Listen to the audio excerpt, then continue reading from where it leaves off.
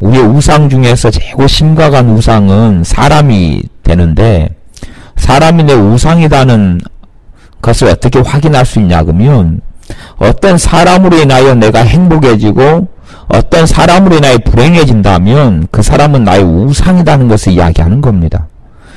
어떤 사람이 내게 잘해주니까 행복하고, 그 사람이 가령 나의 남편이라면 내 남편이 바람을 피우면 불행해지고, 내 남편이 나에게 선물을 해주고 사랑을 해주면 행복해지고, 그러면 그것이 정상적인 것처럼 보이지만 실제로는 내 남편이 나의 우상이 됐다 하는 것을 이야기하는 하나님 메시지인 것을 기억을 해야 돼요.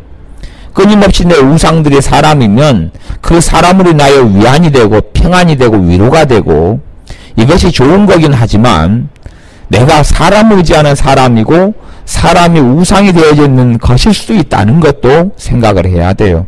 그래서 우리의 삶 속에 돈이 나의 우상이면 돈이 많아지면 행복해지고 평안해지고, 돈이 줄어들어가면 불행해지면 돈도 나의 우상이고, 우리의 삶 속의 우상을 제거해야 됩니다. 우상 숭배에 대한 회개를 해야 돼요. 내 삶 속에, 우리의 삶 속 우상은 참 많습니다. 사람에 대한 우상들을 끊임없이 제거해야 되고, 그래서 젊고 아름답고 신앙이 좋은 아가씨가 하나님을 잘 섬기다가 아주 사랑에 빠진 남자 하나 만나면 그의 신앙은 다 끝장이 나버리고 마는 이유가, 사랑하는 남자를 자신의 신으로, 자신의 하나님으로, 말은 하나님께 기도는 하지만 이미 신을 바꿔버리고 하나님을 바꿔버리는 것이죠.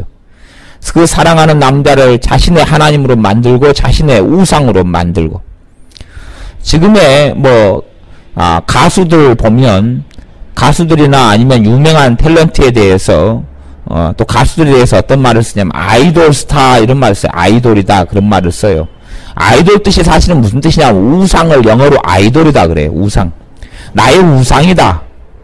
우상이란 말이 현대에서는 이제 큰 의미를 지닌 하나님 앞에 심각한 범죄를 이야기하는 우상보다는 그냥 생활할 때 내가 추종하고 내가 마음속 깊이 담아두고 내가 사랑하고 내가 연연하고 내가 기뻐하는 존재가 우상이다 이런 걸로 바뀐 것이에요.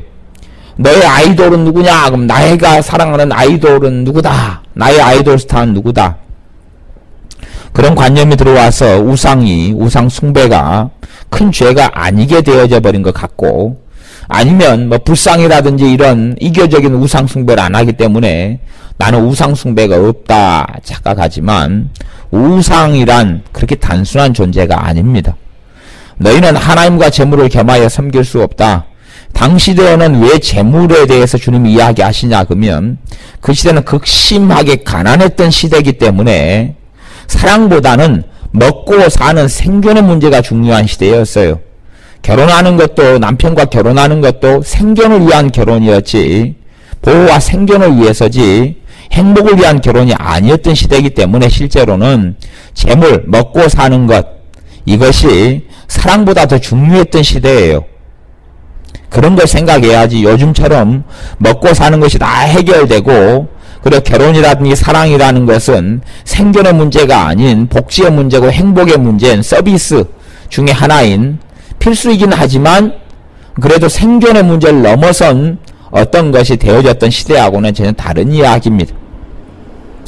그러니 지금으로 이야기하면 하나님과 남편, 하나님과 아내, 하나님과 자식, 하나님과 돈, 하나님과 재물, 하나님과 아파트, 하나님과 명예, 이런 것을 겸하여 섬길 수 없다. 이런 여러 가지 말씀의 의미를 담고 있을 수밖에 없는 말씀이 되는 겁니다.